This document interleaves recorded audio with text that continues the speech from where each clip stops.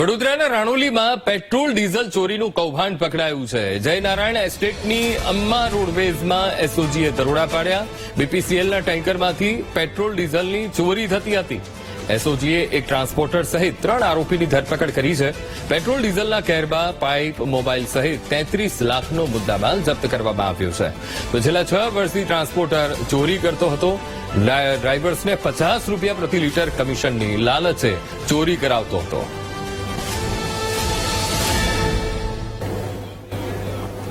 તો 33 લાખનો મુદ્દામાલ આ કેસમાં ઝડપાયો છે. પેટ્રોલ ડીઝલ ચોરીનું કૌભાંડ વડોદરા જિલ્લામાંથી પકડાયું છે. જયનારાયણ એસ્ટેટની અમ્મા રોડવેઝમાં દરોડાની કાર્યવાહી કરવામાં આવી. ટ્રાન્સપોર્ટર સહિત 3 આરોપીની ધરપકડ કરવામાં આવી છે. તો પેટ્રોલ ડીઝલ ચોરીનું કૌભાંડ વડોદરાના રાણોલીમાંથી ઝડપાયું છે. જયનારાયણ એસ્ટેટ અને જ્યાં અમ્મા રોડવેઝમાં એસઓજીએ દરોડાની કાર્યવાહી કરી હતી અને આ કૌભાંડ પકડ્યું છે. બીપીસીએલના ટેન્કરમાંથી પેટ્રોલ ડીઝલની ચોરી કરતા હતા આ શખ્સો.